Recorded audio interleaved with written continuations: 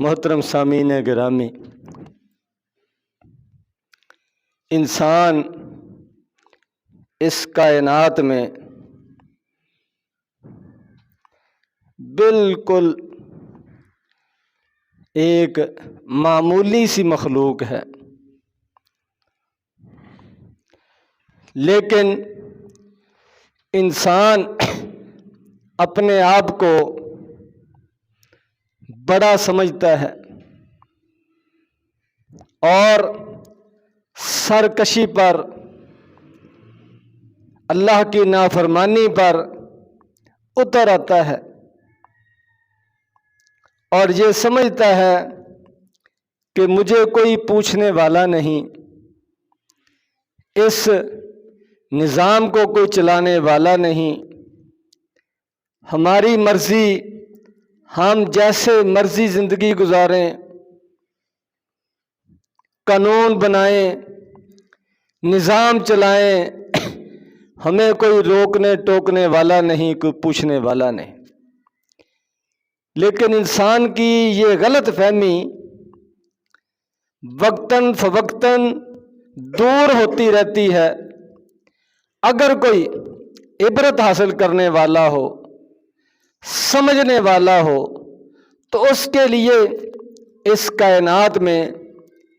اس نظام میں بڑی نشانیاں ہیں،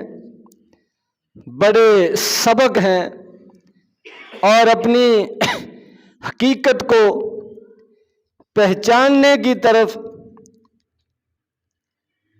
اور اپنی کمزوری کو جاننے کی طرف اللہ تبارک و تعالیٰ نے بہت سی چیزیں جو ہے وہ مہیا کر رکھی ہیں۔ اللہ تبارک و تعالیٰ نے قرآن مجید کے اندر انسان کی کمزوری، بے بسی، اس نظام کے سامنے مجبوری اور اللہ تبارک و تعالیٰ کے سامنے فقیر ہونے کی، قرآن مجید میں اللہ تبارک و تعالیٰ نے واضح طور پر اس چیز کی وضاحت کی ہے، کھول کر بیان کیا ہے۔ فرمان الہی ہے، خلق الانسان ضعیفا، انسان یہ کمزور پیدا کیا گیا، یہ بنیادی طور پر اس کائنات کے مقابلے میں، اس نظام کے مقابلے میں کمزور ہے، اور اس کو اپنے آپ کو کمزور ہی سمجھنا چاہیے۔ جب یہ اپنے آپ کو بھول جاتا ہے کہ میں کمزور ہوں، تو اللہ تبارک و تعالیٰ کی قدرت کی نشانیاں ظاہر ہوتی ہیں کہ اس کو پتہ چل جائے کہ میں کمزور ہوں۔ ایک طاقتور ذات، سب سے قوت والی ذات وہ موجود ہے جس کے سامنے مجھے جھکنا چاہیے، جس کی مجھے عبادت کرنی چاہیے، اطاعت اور فرمان برداری کرنی چاہیے۔ یہ حقیقت ہے کہ انسان اس کائنات میں نہایت کمزور ہے، اور دیگر مخلوقات وہ اس سے بھی کمزور ہیں، لیکن اللہ تبارک و تعالیٰ نے اس کو عقل و شعور دیا ہے، اختیار دیا ہے، اس لیے یہ اپنی اس عقل کی وجہ سے، اختیار سے فائدہ اٹھاتے ہوئے، اپنے علم کے تجربے کے دھوکے میں آ کر یہ سمجھ بیٹھتا ہے کہ یہ کائنات میرے کنٹرول میں ہے، اس کو سنبھالنے والا، چلانے والا یہ میں ہوں، ہم جس طرح چاہیں اس کو، اس کے رخ کو موڑ سکتے ہیں۔ تو یہ انسان کو سمجھانے کے لیے اللہ تبارک و تعالیٰ کی قدرت کی نشانیاں ظاہر ہوتی ہیں۔ کبھی بارشیں اتنی زیادہ ہو جاتی ہیں کہ انسان بے بس ہو جاتا ہے، اور کبھی طوفان اور ہوائیں اس زور سے چلتی ہیں، سردیوں میں برفانی ہوائیں اور گرمیوں میں گرد و غبار طوفان، کہ انسان کا سارا نظام جو ہے وہ درہم برہم ہو جاتا ہے۔ عام لوگ تو عام لوگ، بڑے ترقی یافتہ ممالک، اپنے آپ کو سپر طاقت سمجھنے والے، ان کے بھی ہاتھ کھڑے ہو جاتے ہیں۔ ایسی ہوائیں چلتی ہیں، برف باری ہوتی ہے کہ سارا نظام رک جاتا ہے، ایئرپورٹ، فلائٹیں، روڈ بند ہو جاتے ہیں۔ یہ اللہ تبارک و تعالیٰ کی ایک سبق ہے، تنبیہ ہے۔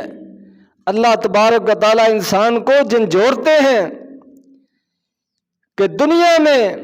تو کسی مقصد کے لیے آیا ہے، اور دنیا میں تھوڑے وقت کے لیے آیا ہے، اور اس کے بعد تم نے اپنے مالک کے سامنے حاضر ہونا ہے، اس کو جواب دینا ہے، اس کی طرف دھیان کرو۔ ادھر ہمیشہ رہنے کے پروگرام نہ بناؤ۔ یہ زندگی عارضی ہے، یہ دنیا عارضی ہے، دنیا کی ہر چیز عارضی ہے، لیکن انسان بھول جاتا ہے۔ تو اللہ تبارک و تعالیٰ اس کو یاد کراتے ہیں۔ ابھی تازہ دنیا کے اندر، ترکی کے اندر، شام کے اندر زلزلہ آیا جس نے زمین کو ہلا کر رکھ دیا۔ بڑی بڑی مضبوط بلڈنگیں چند منٹوں میں مٹی کا ڈھیر بن گئیں، ہزاروں کی تعداد میں انسان جو ہے وہ لقمہ اجل بن گئے۔ کتنا عبرت کا نشان ہے، اور دکھ کا مقام ہے، اور غم کی گھڑی ہے۔ اس طرح کے واقعات میں انسان کے لیے سبق ہے، ان کو سیکھنے چاہیے، حاصل کرنے چاہیے۔ اللہ تبارک و تعالی نے فرمایا ظہر الفساد فی البر والبحر بما کسبت ایدی الناس، کہ لوگوں کے اعمال کے نتیجے میں، نافرمانیوں کے نتیجے میں، خشکی کے اندر، تری کے اندر فساد برپا ہے، بے چینی ہے، بد امنی ہے، افراتفری ہے۔ لیذیقہم بعض الذی عملوا لعلہم یرجعون، فرمایا کہ یہ اس لیے ہے تاکہ ان کے جو اعمال ہیں اس کا کچھ نتیجہ وہ چکھیں، کچھ نتیجہ دیکھیں، شاید کہ یہ رک جائیں اور اپنے رب کی طرف لوٹ آئیں، رجوع کر لیں۔ تو یہ ایک ان واقعات کے اندر سبق ہے۔ جس طرح ٹھوکر لگنے سے انسان کو عقل آ جاتی ہے کہ مجھے آرام سے چلنا چاہیے، دیکھ کر چلنا چاہیے، اس طرح یہ بھی انسانیت کے لیے ایک ٹھوکر ہے، ایک جھٹکا ہے، جس سے اس کو غور کرنا چاہیے کہ ہم اس زندگی کے اندر احتیاط کے ساتھ زندگی گزاریں، اپنے مقصد کو پہچانیں۔ تو اللہ تبارک و تعالیٰ انسان کو تنبیہ کرنے کے لیے، خبردار کرنے کے لیے اس طرح کے واقعات جو ہے اللہ کے حکم سے رونما ہوتے ہیں۔ اور فرمایا وما اصابکم من مصیبت فبما کسبت ایدیکم ویعفو عن کثیر، کہ تمہیں جو بھی مصیبت آتی ہے، پریشانی آتی ہے، انفرادی ہو یا اجتماعی ہو، چھوٹی سطح پر ہو یا بڑی سطح پر ہو، فرمایا کہ یہ تمہارے اعمال کا نتیجہ ہے۔ وَيَعْفُو عَنْ كَثِيرٍ، اور یہ سارے اعمال کا نتیجہ نہیں ہے، یہ اعمال کا پورا نتیجہ نہیں ہے۔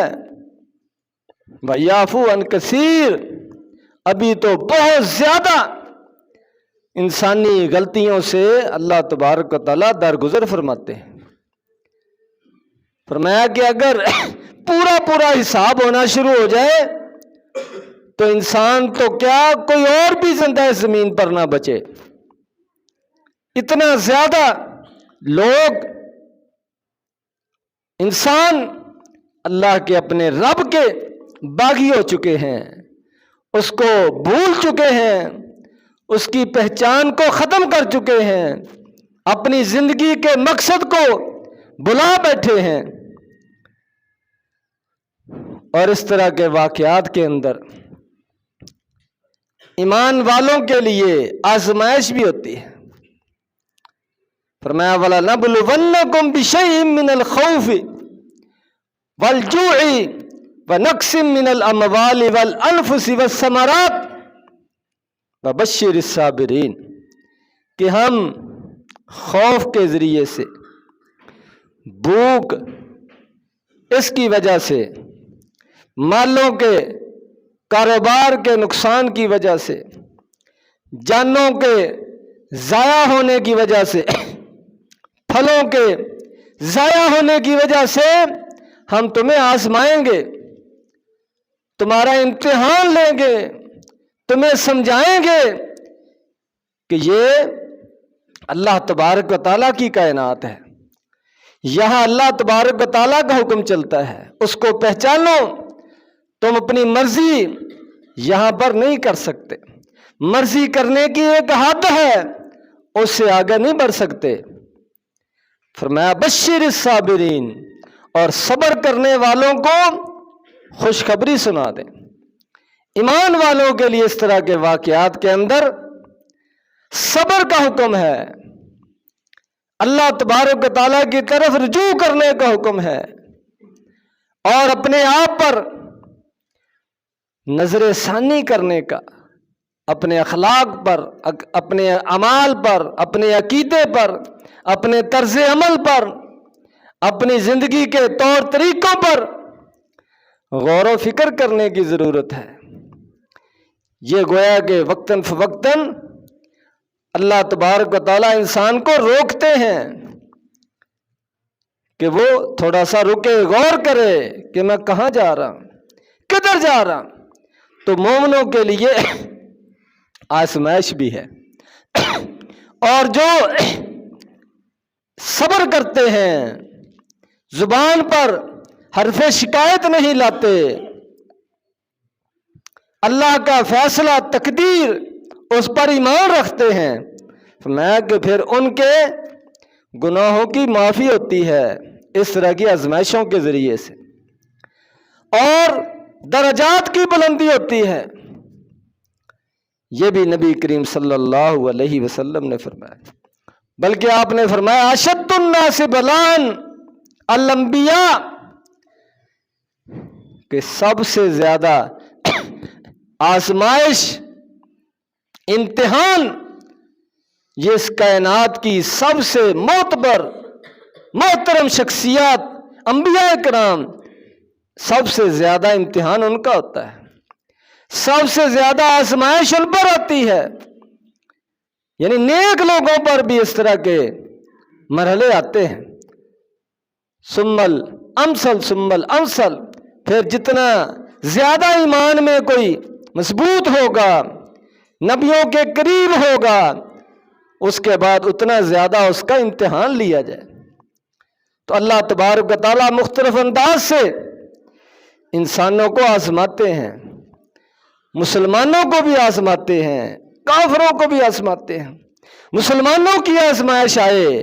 تو وہ صبر کرتے ہیں، اللہ سے اجر حاصل کرتے ہیں، گناہوں کی معافی ملتی ہے، درجات کی بلندی ملتی ہے، شہادت کا مرتبہ ملتا ہے۔ اور کافروں پر یہ آزمائش آئے تو اگر تو وہ غور و فکر کریں، سوچیں، واپسی اللہ تبارک و تعالیٰ کی طرف کریں تو ان کے لیے یہ بھی خیر کا ذریعہ ہے۔ لیکن اکثر ایسے ہوتا ہے کہ اس کو ایک نظام کا حصہ سمجھ کر، اتفاقی چیز سمجھ کر وہ اس کو گزار دیتے ہیں۔ تو ایسے لوگوں کے لیے یہ عذاب بن جاتا ہے۔ تو ایک ہی وقت میں اس طرح کی مصیبتیں، زلزلے، سیلاب، طوفان، شدید گرمی، شدید سردی، بیک وقت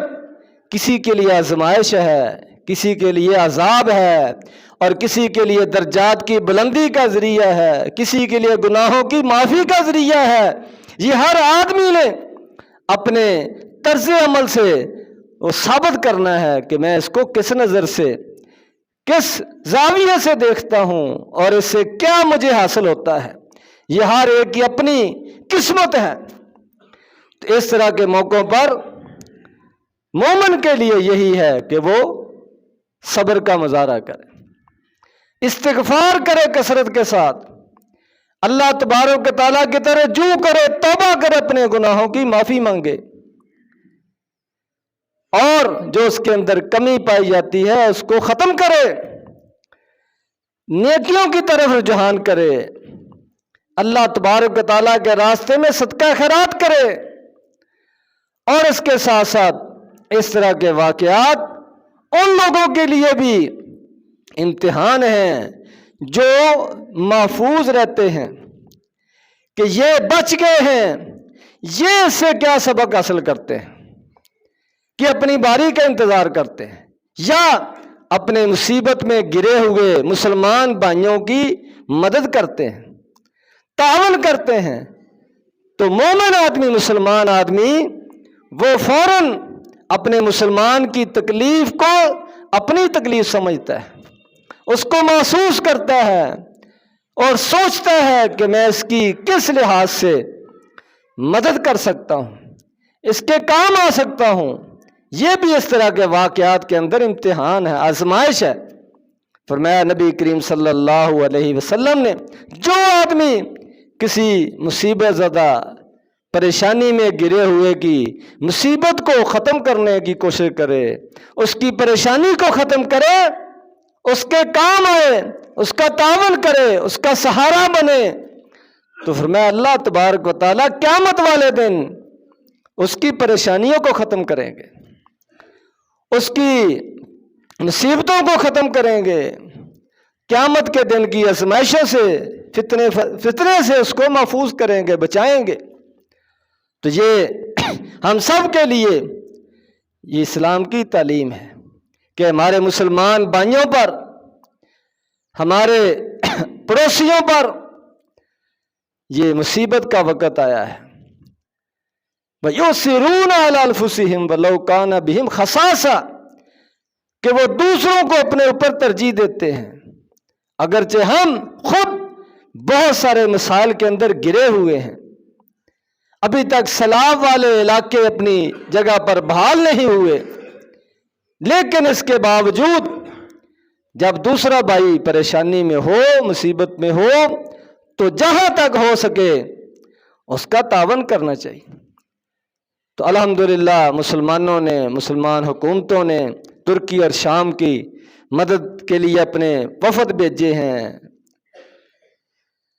اور مدد کا اعلان بھی کیا ہے۔ پاکستان کی طرف سے بھی پاکستانی فوج گئی ہے، وہاں پر وہ بحالی کا کام کر رہے ہیں۔ تو اللہ تبارک و تعالیٰ ان ہمارے مسلمان بھائیوں کی اس پریشانی کو جلد از جلد ختم کرے اور مزید نقصان سے اللہ تبارک و تعالیٰ بچائے، اور ہمیں بھی اس طرح کی آفتوں سے، پریشانیوں سے اللہ تبارک و تعالیٰ محفوظ فرمائے۔ یہ بھی نبی کریم صلی اللہ علیہ وسلم کی تعلیم ہے کہ اللہ تبارک و تعالیٰ سے دعا مانگو کہ اس طرح کی اچانک موت جس میں آدمی کو کچھ سمجھ نہ آئے ہوا کیا ہے، فجاعت نقمتی کا، اچانک اللہ کی پکڑ، آزمائش میں موت آ جائے، اس سے بھی نبی کریم صلی اللہ علیہ وسلم نے پناہ مانگی۔ اللہ تبارک و تعالیٰ سے یہ دعا کرنی چاہیے کہ اس طرح کی اچانک موت، سویا ہوا آدمی وہ فوت ہو جائے، یا جاگتا ہوا بلڈنگ کے نیچے، ملبے کے نیچے نہایت تکلیف کی حالت میں اس کی جان نکلے، اس میں اللہ تبارک و تعالیٰ سے پناہ طلب کرنا چاہیے، اللہ محفوظ رکھے۔ اللہ تبارک و تعالیٰ سے ہر وقت عافیت کا سوال کرنا چاہیے، اللہ ہر قسم کے اس طرح کے امتحان سے محفوظ فرمائے۔ ہم کمزور ہیں، ہم اللہ تبارک و تعالیٰ کے محتاج ہیں، ہم کسی اس طرح کے امتحان کے قابل نہیں ہیں، لائق نہیں ہیں، برداشت کی ہمت نہیں ہے۔ اللہ تبارک و تعالیٰ ہمارے ساتھ، ہمارے مسلمان بھائیوں کے ساتھ، پوری انسانیت کے ساتھ اللہ تبارک و تعالیٰ درگزر والا، رحم والا، معافی والا معاملہ فرمائے۔ یہ ہر ایک کو دعا بھی کرنی چاہیے اور اللہ تبارک و تعالیٰ کی رضا کے کام بھی کرنے چاہیے، اور جو کام اس طرح کے عذابوں کا سبب بنتے ہیں، جن میں سب سے بڑا گناہ شرک ہے، اس کے بعد دوسرے گناہ اللہ کی نافرمانی والے، ان سب سے اپنے آپ کو ہمیں بچانا چاہیے، توبہ کرنی چاہیے۔ اللہ تبارک و تعالیٰ قرآن و حدیث کو سمجھنے کی، اس پر عمل کرنے کی توفیق عطا فرمائے۔ وآخر دعوانا الحمدللہ رب العالمین۔